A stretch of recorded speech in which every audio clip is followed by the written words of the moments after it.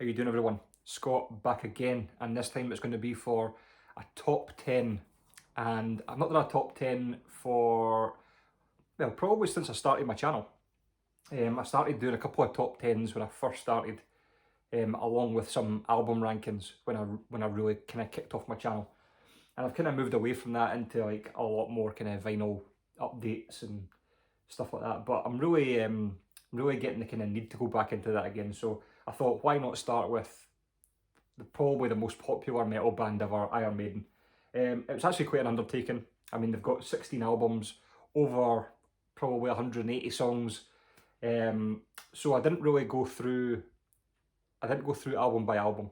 I basically got an A to Z list online and went through the tracks and kind of got down to about 15. I was swapping some in and out, and then finally got down to 10. And then since I've had 10, it's been about 3 days, and I've changed it every day. And I actually just changed it again this morning, and I'm going to stick with it. So what to expect from this list? Don't expect big hitters. I mean, there are big hitters in here, but there will be comments probably saying, why is this not in there? Why is this not in there? But I mean, these are my personal 10. And there's to be honest, there's a lot of the hits that I could probably do with not listening to ever again, because I've heard them so many times, but these are ones that I go back to time and time again because of whatever reason. I'll go through those reasons through the video. So I'll go from 10 to 1, and I'll kick off with number 10 from A Matter of Life and Death, sorry about the glare, and it's track 7, The Reincarnation of Benjamin Brieg. Just an epic track. I love this track because it's a real standout on this album, and it's a real standout from this period of Iron Maiden. I think it really kind of harks back musically to 80s Maiden, and Bruce Dickinson just sounds awesome on it. So it's got that kind of intro and then kicks right into the riff. Just classic Maiden. And the kind of effort they went to sell this track and this album, I think they actually kind of almost made up a guy called Benjamin Brieg. They made a website about him, gave him dates of birth, his whole life story, basically trying to fool people into believing that Benjamin Brieg was a real person. But it's a really interesting song. It tells a great story, and on top of all that, the music's just awesome. So that's my number 10, Benjamin Brieg. One I go back to time and time again.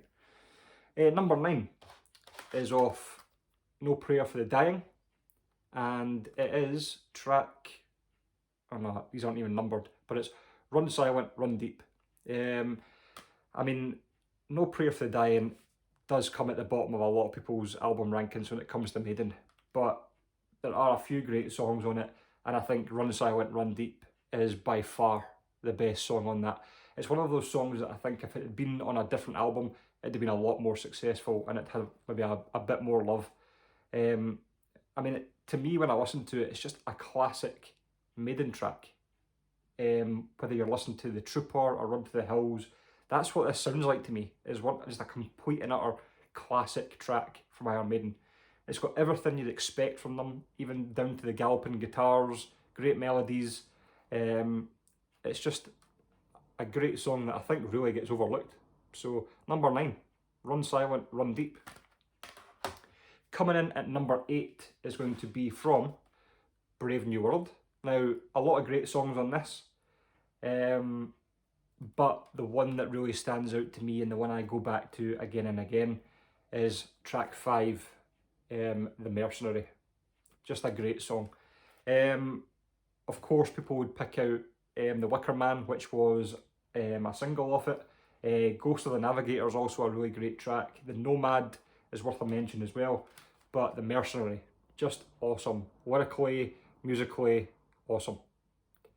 Classic Maiden. So that is number 8, The Mercenary. So in at number 7 is from Peace of Mind, and the classic Flight of Icarus.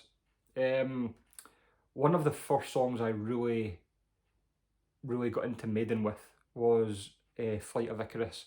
Lyrically really good. Again, one of those songs that Maiden deliver really well in like a storyboard kind of sense. You really get what's going on when you're listening to it. It comes over really well. So, and again, musically awesome. So yeah, Flight of Icarus. That comes in at number 7. Number 6 is from Somewhere in Time, and again, maybe another one that's kind of out the box, but it's actually the album closer for me. Alexander the Great, just an epic track. And don't get me wrong, this is a great album with a lot of great tracks, but this is the one that stands out. Again, an epic story. They deliver it really well, and again, classic Maiden. So Alexander the Great, just an awesome song. Coming in at number 5 is going to be Power Slave, and it is the title track, Power Slave. Everything about this song is awesome. The intro with I think it's obviously Eddie laughing at the start and straight into that killer riff. It's a highlight of the album, along with other tracks, but for me, this is the one, or one of the ones that I absolutely love off this album from Maiden. So that is Power Slave. Number 4 is the album closer to Number of the Beast, and it is Hallowed Be Thy Name. One of the first tracks that really got me into Iron Maiden. I'd obviously heard Run to the Hills, Number of the Beast, The Trooper, but I think I was looking through some sort of list online, and Hallowed Be Thy Name was at the top of this list. So I thought, right, okay, I'll do myself a favour, go and listen to the song, and I was blown away. Awesome. Again, just awesome storytelling by Maiden. Great lyrics. Musically awesome, you know, with that intro with Bruce singing kind of over, I think it is over Steve Harris's bass, or is it just over, in fact it might just be a guitar.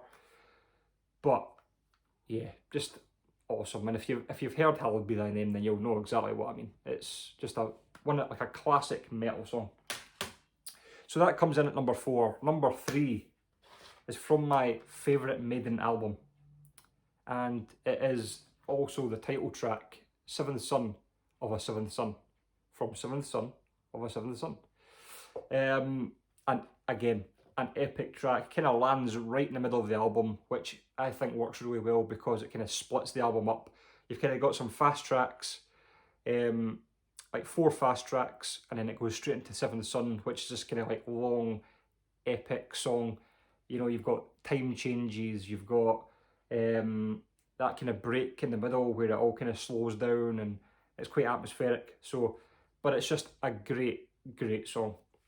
So that is number 3, Seventh Son of a Seventh Son. Number 2 is also off Seventh Son, and it is track number 4, The Evil That Men Do. Just amazing. When I first heard this album, I just thought that was the kind of track I'd go back to again and again. It's one of those tracks that just really stick with me. And I remember hearing it on the live album Made in England '88, and you kind of hear the wee intro coming in, and Bruce is talking to the audience saying welcome to Birmingham and all this kind of stuff, and it just builds up into an absolutely tremendous song. So that is my number 2, The Evil That Men Do. And my number 1 is, I think, one of the most epic metal songs ever written. And again, it's an album closer, and it's The Rime of the Ancient Mariner from Power Slave. Just an immense track. This is kind of like one of those tracks I would absolutely love to hear live. And I know they've kind of got this kind of this theme now where they pick one kind of epic long song for their live sets. So they don't do obviously 3 10-minute songs. But this is one I think should be in every set list. I mean, it's just awesome. And it's coming off a really strong album. I mean, just to remind you, Aces High, 2 Minutes to Midnight, Flash of the Blade, Back in the Village, Power Slave. I mean, it's such a strong album, but it absolutely climaxes at the end with Rime of the Ancient Mariner. And for me, it's just the best song Maiden I've ever written. It's just epic. So that is my number one, Rime of the Ancient Mariner. So probably a few surprises, some maybe not a surprise, but I really enjoyed this. I'm going to do a few more of these, I think. I've kind of got some lined up, some other bands that I'm going to do this with. So in the meantime, you can let me know what you think. I'm sure my list isn't the same as yours. I mean, with Maiden, I'd be surprised if 2 people ever had the same list. They've got that many amazing tracks, but obviously it just comes down to personal preference.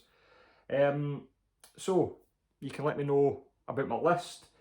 If you're interested, you can put maybe your top 3, top 5 in the comments, and I'll see you guys very soon. Cheers.